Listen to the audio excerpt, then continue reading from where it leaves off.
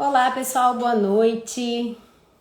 Boa noite, sejam bem-vindos a mais uma live nossa aqui no nosso canal do Nutrição e Endurance, onde a gente busca trazer o máximo de informação para vocês sobre as modalidades, as diversas modalidades do Endurance. Hoje, excepcionalmente na quinta-feira, mas a semana que vem voltamos na quarta-feira, como já de rotina e de costume com vocês. Bom, hoje eu vou abordar um assunto que a gente vê que é extremamente importante e até mesmo a dificuldade do profissional de estar abordando isso e conseguindo perceber o nosso atleta, como está avaliando a situação do nosso atleta na questão de fadiga. Então a gente vai falar um pouquinho mais como conseguir avaliar conforme os sinais e sintomas que o nosso atleta está nos demonstrando, conforme as queixas que ele tá nos trazendo no consultório, para que a gente consiga avaliar se ele está em estado de fadiga e principalmente que fadiga é essa que ele está apresentando, né? A gente tem que considerar que tem... Primeiro a gente precisa entender que a fadiga ela se divide em fadiga central, que é a fadiga de sistema nervoso central, e a fadiga periférica, que é a fadiga muscular.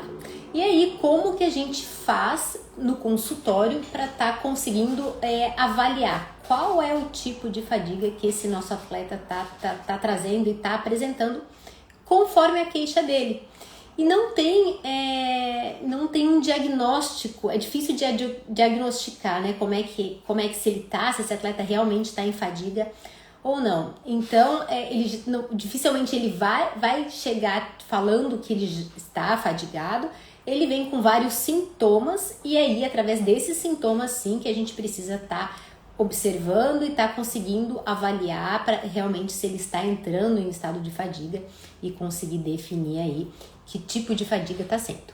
Eu vou compartilhar aqui os slides que eu trouxe aqui para vocês, que a gente vai conseguir ver direitinho. Bom, eu gosto bastante desse infográfico, eu acho que ele nos mostra bem realmente da onde que a gente deve partir com os questionamentos, né? Com a abordagem do nosso atleta, para a gente conseguir identificar que tipo de fadiga ele está tendo e se realmente ele está em estado de fadiga. Então aqui a gente tem, esse infográfico nos traz, né, os efeitos mentais da fadiga, da performance e performance física. Então ele nos traz ali as viagem, que é um agente estressor, como um agente fadigante, o próprio estresse, né, que também pode levar à fadiga, e daí a gente pode relacionar muito esse estresse do atleta, tanto do atleta amador quanto do atleta profissional, e hoje a gente consegue ver muito no atleta amador o compromisso com patrocinadores, a demanda de entrega de um bom desempenho, o compromisso muitas vezes com a família também, por ele estar dedicando tempo naquele treinamento, então ele se sente em obrigação de apresentar resultados. Também com os patrocinadores, como eu falei, também com o seu treinador. Então é muita coisa, muitos pontos que geram que são gerados aí para o nosso atleta, que leva o nosso atleta à fadiga, ao estresse. Outro ponto que nos traz aqui é o esforço mental, né? O sono também, esse sono ruim, esse comprometimento do sono, né? Esse sono que não é um sono de qualidade, que não é um sono recuperador. E uma das perguntas que eu sempre faço para o meu atleta no consultório é como é que está a qualidade do sono dele, né? A gente já falou em outros momentos como é importante a qualidade desse sono do atleta. E daí você tem que avaliar com ele que tipo de sono que ele está tendo, se ele está atingindo um sono REM ou se ele está ficando no sono não REM. Então a gente tem que observar como é que está sendo essa cascata aí do sono também. A questão cognitiva, então aquela maior dificuldade de concentração. Eu pergunto sempre também para o meu atleta como é que está a concentração no trabalho e tentando, gente, sempre fugir um pouco do foco só de atleta e só da entrega dele como resposta no treinamento. Né? A gente tem que observar o atleta como um todo e isso parte também de uma boa anamnese. e avaliar a demanda que ele está tendo de trabalho, de estresse de social, com família, com rotina de vida. A gente tem que avaliar tudo isso, vai levar ao estresse que vai acabar sendo refletido lá no treinamento, né? Mas muitas vezes esse estresse não está partindo do treinamento em si, mas está sim tá sendo outros fatores externos que é preciso considerar. Outro ponto que nos traz aqui esse infográfico é a questão competitiva. Então, quando está muito perto de desafios, muito perto de prova, é sempre um fator também estressante. Tem muitos atletas que acontece, eu já falei aqui, acho que a gente já fez uma live sobre cãibras, e tem muito atleta que apresenta a cãibra lá no momento da prova, lá na largada da prova, que não tem histórico de cãibra, que nunca apresentou e vai ter lá no momento da largada. Exatamente por isso, pelo fator estresse. Até a gente fez uma live aqui com o psicólogo Cristiano e ele falou exatamente sobre isso. Ele falou a questão de desencadear o processo de câimbras devido ao estresse ali pós-prova. Então, a competição gera muitos fatores que podem levar ao estresse. E o outro ponto aqui que eles destacam também, que é a família. A família, amigos, o convívio social todo. O quanto esse paralelo ao treinamento tem cobranças e geram um estresse para esse atleta. Então, tudo isso está relacionado com a fadiga mental. Então, olhem que é muito além do treino, né? O reflexo vai ser lá no treino, mas é muito além. Então, a gente precisa estar abordando tudo isso com o nosso paciente a cada consulta, e fazer uma boa anamnese e avaliando todos esses fatores. Ele me traz ali também para monitorar, né? Monitorando ali a redução, o aumento de adenosina, a redução de dopamina, e isso, claro, que é difícil da gente, não é pouco palpável no consultório, mas são as respostas que acontecem devido ao estresse, à fadiga, né? E outros fatores.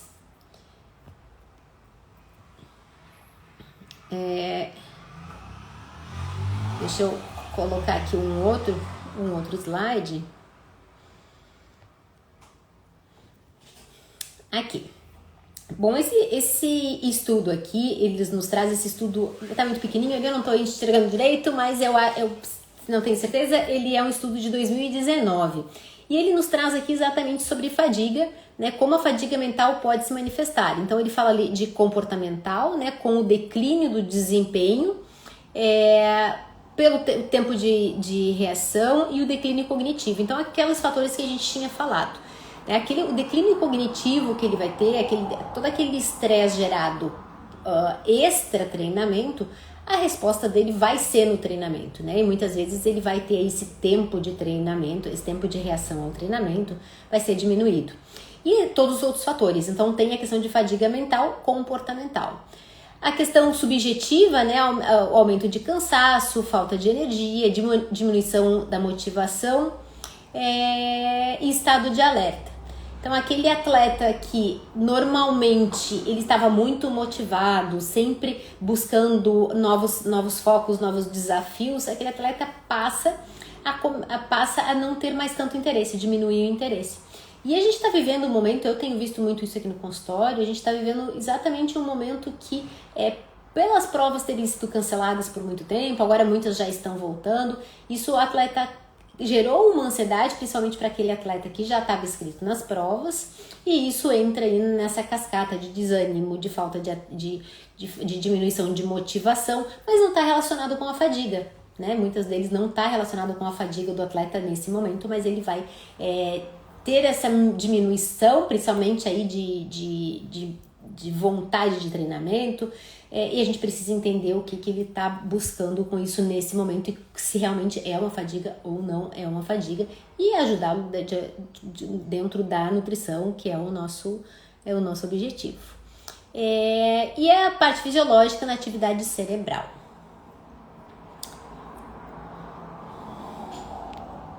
Deixa eu pegar outra aqui.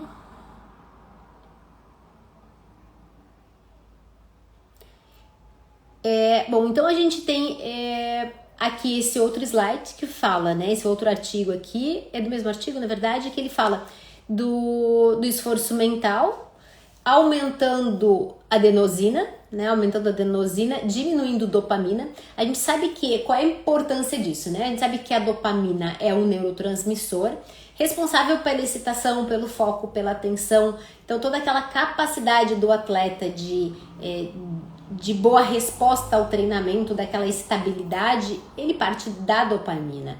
Já aquele hormônio que é um hormônio inibitório, é um neurotransmissor inibitório, é a adenosina. Então, o que a gente menos quer num treinamento, numa prova ou até mesmo no treino, é esse aumento da adenosina, né? E isso se dá, a fadiga aumenta muito a adenosina, diminuindo dopamina. Então, o que a gente busca, o que a gente tem de recurso dentro da nutrição, de recursos que a gente pode utilizar para estar aumentando essa dopamina e tentando diminuir essa adenosina. Então, quando a gente aumenta a adenosina, a gente tem uma maior percepção do esforço. O que é isso? Aquele atleta que ele está fazendo, tem uma percepção do esforço muito maior do que normalmente ele faria. Ele vai fazer um treino onde ele faz um treino de 1 hora, de 45 minutos, e a percepção dele é que ele fez muito mais do que isso. Ou até em relação à intensidade, ele vai fazer um treino de intervalado, onde ele faria um pace de 4 km por hora. Ele faz um pace acima disso, vai fazer de 4,50, 4,40, só que a percepção de esforço dele é uma percepção de estar muito mais rápido. Isso é um dos sintomas que a gente pode considerar aí nessa fadiga também, de fadiga central. A diminuição de dopamina vem com também a diminuição da motivação, porque ela é um neurotransmissor responsável por essa motivação, pelo estado de euforia. E isso tudo vai comprometer a performance. Então, a gente tem ali dopamina e adenosina refletindo diretamente na performance do nosso atleta. E o que a gente menos quer é isso.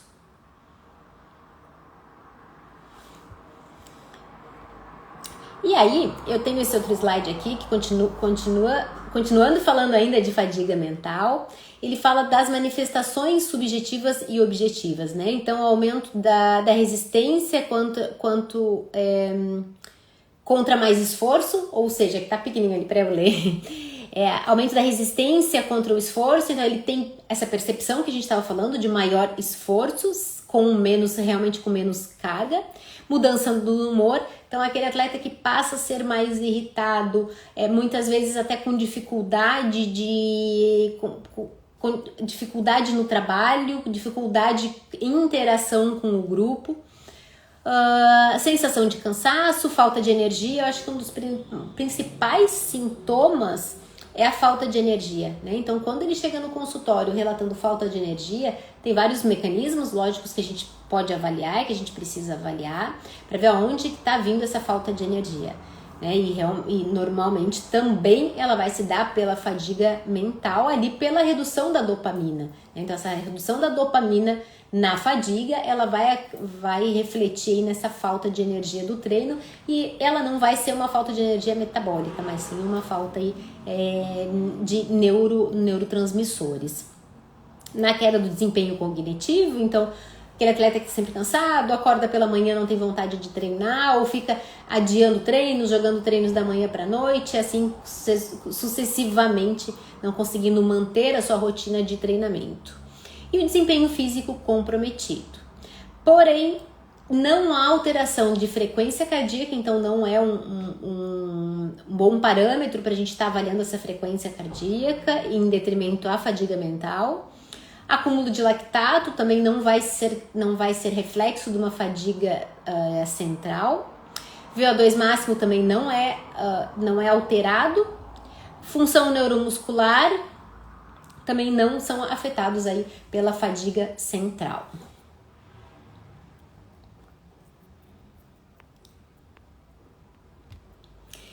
E aqui esse outro slide mostra sobre a adenosina, né? Então eles mostram ali o reflexo da adenosina, pra gente entender realmente a importância nesse momento e buscar depois estratégias em determinados momentos do treino ou até mesmo em determinados momentos do dia, onde a gente pode estar aumentando a dopamina desse atleta e fazer assim com que ele esteja por mais tempo, com mais foco, com mais atenção e fazendo um melhor treinamento, buscando melhores respostas, né?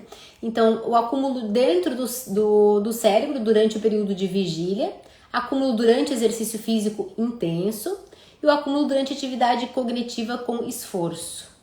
E a adenosina age de duas maneiras, né? Aumentando a percepção de esforço durante o exercício de resistência, foi o que a gente tem falado até agora, que ele entra aumentando esse percepção de esforço, elevando assim o atleta a percepção de maior cansaço e prejudicando a motivação pro desempenho e pro esforço. Então a gente vê muito isso no consultório, eu tenho visto bastante essa questão aí de realmente de foco, de atenção. E temos algumas estratégias nutricionais para isso, né? E na contração muscular, então a gente vê o aumento da quebra de ATP com o aumento da concentração de adenosina no músculo e no sangue. Então, quando a gente tem essa quebra do ATP gerada pela atividade física, pela contração muscular, esse aumento da adenosina se dá por essa quebra do ATP. A adenosina é um neurotransmissor inibitório, é o que a gente está falando aqui, inibindo e reduzindo a síntese de dopamina. Menos dopamina aumenta 5-HTP. O 5-HTP vai reduzir o estímulo, vai induzir ao sono. O que a gente menos quer é exatamente isso. Quando o atleta faz uma prova de longa duração, e há pouco tempo eu acompanhei um atleta aqui na minha cidade, onde ele fez uma prova que perdurou aí por mais ou menos 22 horas. Em determinados momentos, a gente trabalhava ali com a cafeína, principalmente, que a cafeína, eu vou falar dela logo em seguida, que ela compete nos mesmos receptores da adenosina, assim ela consegue bloquear a adenosina e manter assim a síntese da dopamina. Então a gente trabalhava com a cafeína em determinados momentos, principalmente naquele momento onde a gente via que ele estava ficando mais letárgico. Ou seja, ele poderia estar ali pela contração muscular que ele estava, ele poderia estar aumentando muito a adenosina dele, e estava fazendo com isso que ele sinalizasse muita serotonina. E realmente, como a gente atingiu principalmente o horário da noite, e se a gente trouxer um pouco da crononutrição para cá, da cronobiologia, aquele momento seria o momento que ele estaria já dormindo, descansar. Então, o organismo dele estaria pedindo naquele momento aquela produção maior de melatonina naquele horário. Então, a gente precisava bloquear isso, e a gente foi bloquear isso com a cafeína naquele momento. Então, a gente manteve ele em alerta, aumentando dopamina através da cafeína. E eu vejo a cafeína sempre como um ótimo recurso, né? E tem muitos estudos, a gente sabe disso, colocando a cafeína aí com uma excelente posição. Então, aqui que eu falei para vocês anteriormente, a adenosina e a cafeína. Então, claro que aqui ficou super pequeno aqui na minha imagem, mas a gente consegue ver aquela bolinha verde ali, é um receptor, né, pós-sináptico da adenosina. E ele tem a mesma forma química da cafeína. Então, por isso que os estudos nos mostram ali, e o receptor é o mesmo receptor da cafeína e da adenosina. Então, ele compete pelo mesmo receptor. Quando a gente tem mais cafeína, a prioridade é pela cafeína entrar na sinapse nervosa ali e fazer esse bloqueio, esse aumento aí da adenosina. Então, essa foto só para mostrar ali para a gente conseguir contextualizar o que eu tô falando, né? Então a gente consegue ver ali na fenda pós-sináptica. Opa! Bom, e daí agora falando dos recursos ergogênicos, né, que a gente tem para melhorar essa questão de fadiga, para mitigar o efeito da fadiga mental, principalmente, que é o que a gente está falando até agora. Bom, um dos recursos que eu já tô falando, que é a cafeína, né, aí competindo nesse mesmo receptor da adenosina, assim a gente aumenta a dopamina.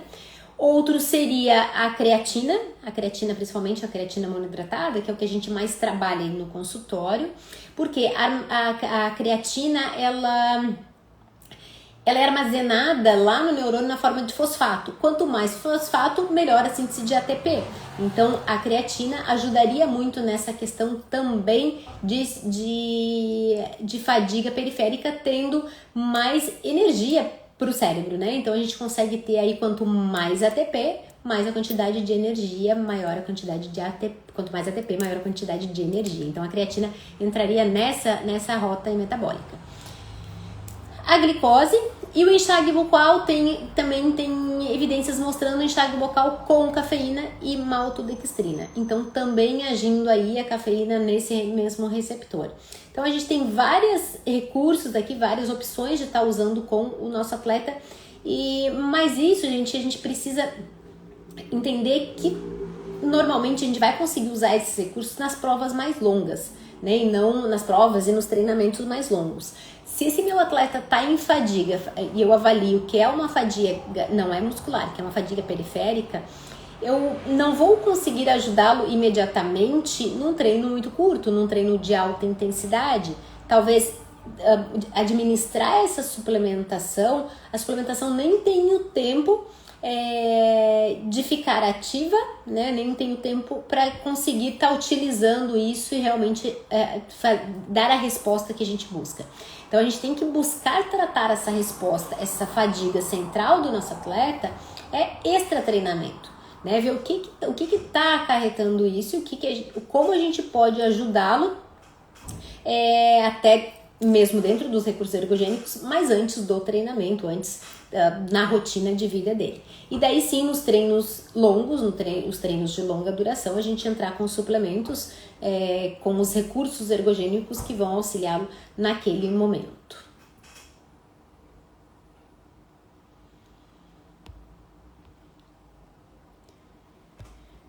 E aqui, a gente começa a falar da fadiga, deixa eu tomar uma aguinha. A gente começa a falar da fadiga física, ou seja, da fadiga periférica. A fadiga periférica, ela pode acontecer ou por metabolismo, ou por neuromuscular, ou por acúmulo de substratos, né? Quando a gente fala de neuromuscular, a gente tem que entender que as ramificações aí os neurotransmissores, eles saem lá do córtex e eles vão ser ramificados para o sistema muscular. Então ele precisa levar essa informação até o músculo. Então a gente precisa entender se realmente esses neurotransmissores, e a gente estava falando do inibitório da adenosina e do excitatório da dopamina, se realmente essa informação chega lá no músculo para assim gerar a resposta muscular que a gente precisa. Porém, o que mais acontece na fadiga física, e isso é mais fácil da gente conseguir avaliar por sinais e sintomas do nosso atleta, é de metabolismo e do acúmulo de substratos. Quando eu falo de subprodutos, né? Quando eu falo de acúmulo de subprodutos, a gente está falando aí principalmente das espécies reativas de oxigênio, né? Dos elementos oxidantes e também do lactato. Então, o que a gente tem de recursos ergogênicos hoje que são os tamponantes, principalmente. Os tamponantes vão ajudar muito a prorrogar essa fadiga física, a eliminar esses substratos que estão lá intra ou extramuscular, que vão ajudar a levar esse atleta a diminuir o tempo de fadiga. Então, isso que a gente precisa estar utilizando com o atleta, e a gente sabe que tem muitas evidências mostrando. Então, principalmente no exercício de longa duração, a depleção do glicogênio é um fator de fadiga, e a gente sabe que hoje se fala muito a gente usa muito como estratégia as dietas com baixo glicogênio, depletando o aporte de glicogênio. Porém, quando a gente fala do atleta que está com fadiga, principalmente a fadiga física, não seria interessante a gente estar utilizando desse recurso, né, os recursos de jejum ou de depleção de glicogênio, o jejum que leva à depleção de glicogênio, nesse estado de fadiga do nosso atleta. né? Muitas vezes a fadiga muscular, ela é transitória, grande parte das vezes ela é transitória, ou seja, ela vai se instalar no treino de longa duração, e logo depois do treino, com uma recuperação adequada, ela vai se restabelecer. Diferente da fadiga central. A fadiga central, ela é uma fadiga normalmente crônica, quando ela não está associada à atividade física, ao momento da atividade física. E daí eu dei o exemplo aqui do atleta que fez 22 horas de prova ali. É bem provável que ele entre em fadiga mental, né, fadiga central. E daí a gente precisa entrar com substratos para isso.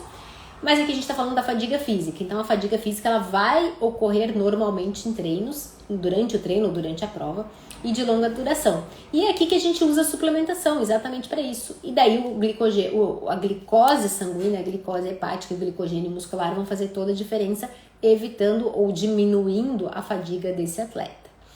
E o acúmulo de subprodutos está ali, que é o que eu falei. Os lactatos e os íons de hidrogênio após a quebra da glicose e amônia após a quebra do ATP e aminoácidos.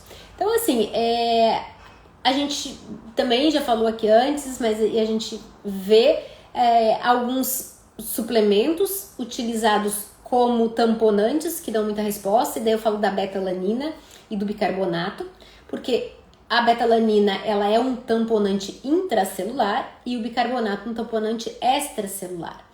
Pode-se usar os dois juntos? Pode-se usar. Qual é a função? O que é esse tamponante, né? Quando a gente está em fadiga muscular, acaba liberando muitos íons de hidrogênio. Essa beta-alanina ajuda a transportar esses íons de hidrogênio para o meio extracelular, onde vai se ligar aí e vai sendo liberado, vai se ligar o oxigênio, vai sendo liberado pelo suor. Então a gente precisa, e o tamponante extracelular, que é o bicarbonato, também vai ter a mesma função, só que extracelular. O que a gente precisa, a de maior dificuldade que a gente precisa passar para o nosso atleta é o protocolo, seguir o protocolo adequadamente, né? E quando a gente fala da beta-alanina, e hoje a gente já consegue utilizar a beta-alanina aqui mais facilmente, o importante é que a dosagem de mais ou menos 2 gramas, 1,5 grama, 2 gramas, ela seja fracionada ao longo do dia, pelo menos com intervalo de 4 horas, aonde é a meia-vida da beta-alanina. Então, o mais difícil que eu vejo do atleta seguir um protocolo, ter a resposta que a gente busca, reduzindo a fadiga, é realmente esse atleta aderir à forma de prescrição, à forma de utilização, o protocolo, porque não se tem resposta se a gente não utiliza dessa forma. Usar uma dose só não vai nos trazer um benefício, assim como às vezes a gente vê o atleta utilizando 300 miligramas, 400 miligramas de bicarbonato de sódio. Não vai ter resposta. Essas evidências nos mostram com 20 gramas, 25 gramas, isso vai depender de cada atleta, de bicarbonato, o que se torna um pouco palatável e até desencadeando um desconforto intestinal, principalmente intestinal. Então também não se tem resposta com menos disso, e muitas vezes o atleta vai relacionar a não ter respostas na fadiga.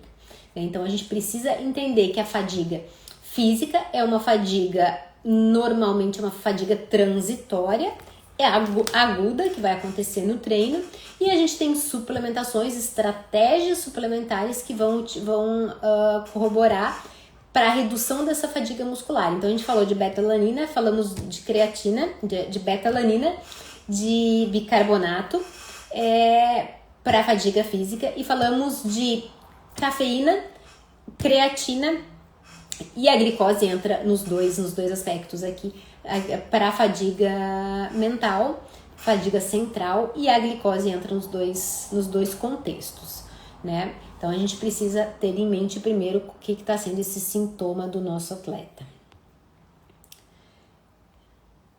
E aqui os mecanismos da fadiga muscular, intensidade e duração do exercício. Então é como eu estou falando para vocês. A gente não tem a fadiga muscular crônica, corrigindo. A gente tem a fadiga muscular crônica quando não se tem um bom uma boa recuperação pós-treino. Então, aquele atleta que não recupera, que não faz uma boa recuperação, essa fadiga que seria uma fadiga transitória, que seria uma fadiga aguda, ela passa a ser uma fadiga crônica. E daí, quando instalada uma fadiga crônica, a suscetibilidade para lesão é muito grande. Então, o pós-treino, a gente conscientizar o nosso atleta da importância do pós-treino é fundamental. E esse pós-treino, ele está relacionado com o aporte adequado de carboidrato, de proteína, e também a gente pode utilizar ali alguns fitoquímicos que são extremamente interessantes, a gente pode utilizar algumas substâncias como os polifenóis, é interessante, a glutationa também é interessante, daí a gente pode utilizar um abacate, que é super bem-vindo, o famoso sanduichinho de abacate com ovo, então aí a gente tem um ótimo pós-treino, até mesmo vindo da suplementação, daí a gente pode estar utilizando um whey, batendo com a fruta vermelha, com as frutas vermelhas. O gengibre também é um ótimo fitoterápico para a gente estar utilizando como pós-treino nessa recuperação. Então a gente precisa otimizar a recuperação do nosso atleta nesse pós-treino para que ele não entre em fadiga crônica, para que a fadiga dele passe a ser uma fadiga transitória desse tipo de treino. Agora o que você precisa avaliar também é que esse atleta está relatando, se essa fadiga transitória, se ele relata que ele termina um treino, como eu questiono isso com o meu atleta, tá? A gente trazendo isso para a prática. Eu pergunto para ele se ele está ficando com dor muscular dor tardia, ou seja, no outro dia de treinamento ele ainda permanece com dor muscular. Isso pode nos sinalizar, não que seja um diagnóstico, mas pode ser uma sinalização que ele não esteja fazendo uma boa recuperação. Isso é um dos fatores. O outro fator é a fadiga central. Esse atleta foi treinar, terminou o treino exatamente exausto e depois ele começa num cumulativo de não querer mais treinar, estar desanimado para treino, até mesmo daí relacionando com maior dor muscular. Então esse atleta realmente ele está entrando em fadiga, o que pode levar aí a overeating, overtraining e aí sucessivamente até acarretar em lesão e até mesmo às vezes tirando ele de um ciclo de treinamento. Então tudo vai começar lá na fadiga, né? Por isso que é tão importante a gente conseguir avaliar com esse nosso atleta, a gente avaliar os sinais e sintomas e o profissional tentar chegar ali num diagnóstico, mesmo que seja subjetivo, mas pra gente ele já nos prediz aí uma fadiga. Outra coisa que eu não falei ali da fadiga do central da parte cognitiva, que é outro ponto para a gente avaliar. Aquele atleta, principalmente o atleta de montanha, o atleta de trail, até mesmo o atleta de ciclismo também, onde ele precisa de uma propriocepção muito maior, porque ele está em terrenos irregulares, esse atleta começa a cair muito, a resbalar, a não ter esse equilíbrio adequado. Isso pode nos predizer uma fadiga central, né? E ele não relaciona, ele não vai dizer para você, ele não vai abordar isso com você, porque ele vai achar que é algo do treino, que é o tênis, enfim, ele vai achar que é outras situações. Mas daí cabe a nós, diante desses questionamentos, a gente está avaliando isso e trazendo isso para a nossa avaliação ali da consulta com ele.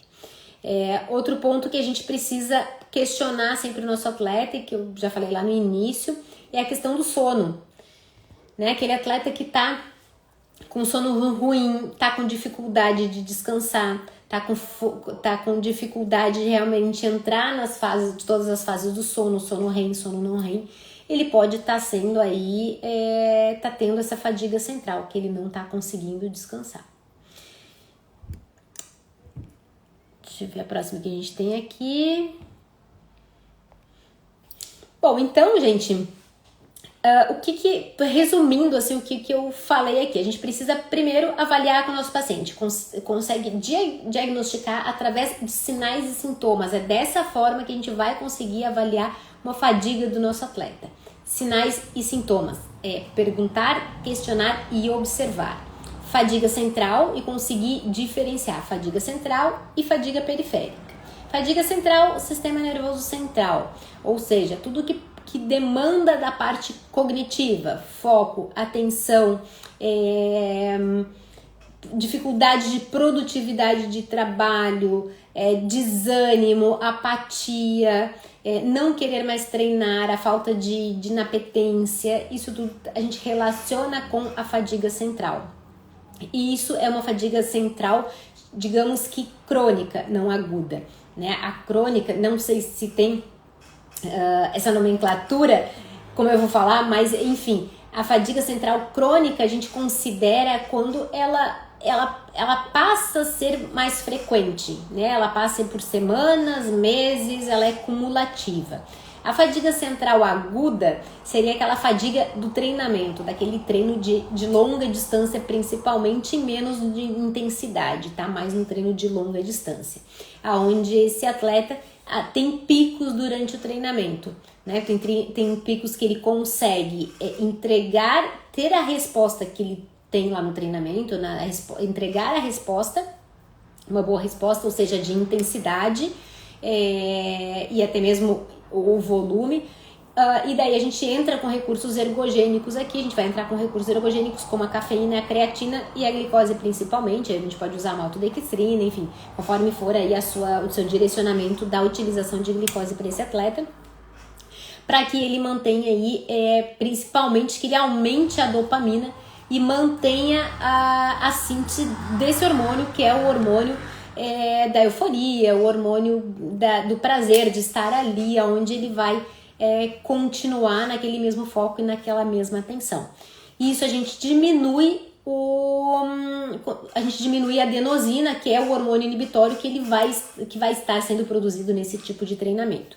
Então, basicamente seriam esses suplementos que a gente pode utilizar aí como recurso ergogênico nesse momento. A cafeína, a creatina e também a glicose, né, os carboidratos aí que você vai utilizar.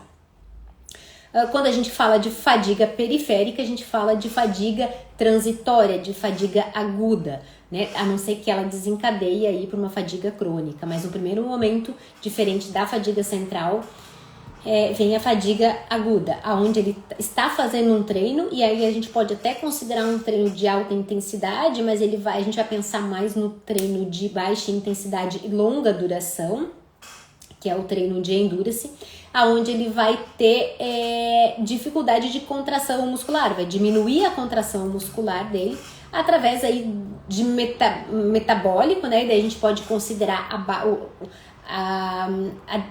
a redução do glicogênio muscular, a redução do glicogênio hepático, da glicose circulante, o qual ele não vai diminuir o substrato energético dele para manter ele na mesma intensidade do treinamento.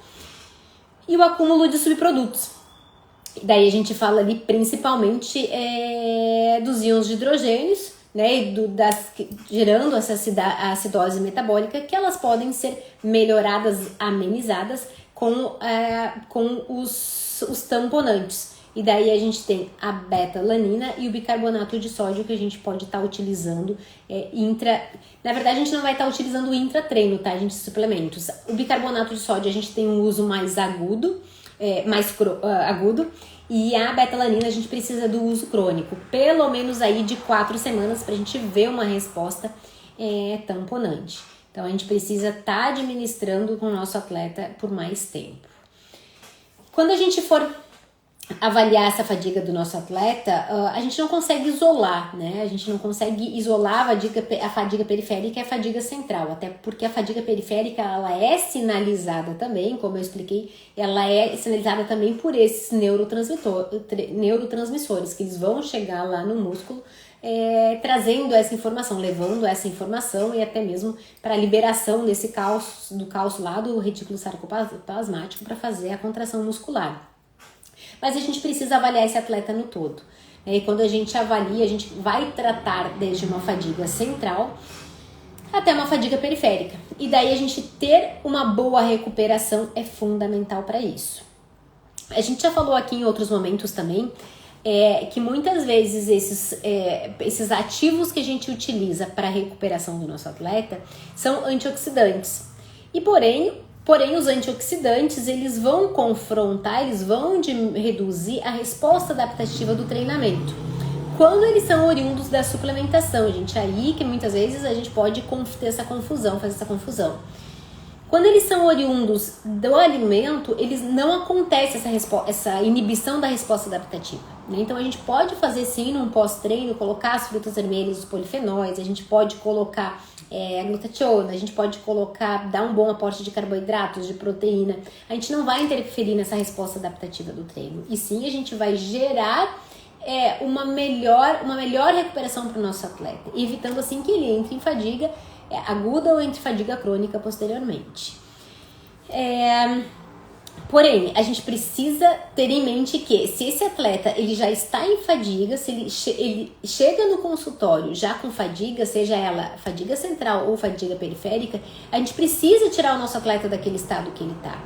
E aí eu não posso querer me preocupar se ele se eu vou inibir a resposta adaptativa dele naquele momento, porque ele não está conseguindo nem gerar essa resposta adaptativa, porque ele não está ele está em fadiga. Então eu preciso tirá-lo dessa resposta, dessa situação de fadiga, e daí sim eu tenho alguns. Posso utilizar ali o ômega 3 encapsulado, eu posso utilizar uma dose maior de polifenóis, daí o resveratrol, posso utilizar quercetina, que é super bem-vinda também, aí como recuperação muscular. O N-acetilcisteína também é bem utilizado tanto para a imunidade quanto para a recuperação muscular. E esses suplementos, entre outros, posso utilizar a vitamina D, vitamina C, a vitamina E, extremamente importante também para essa recuperação.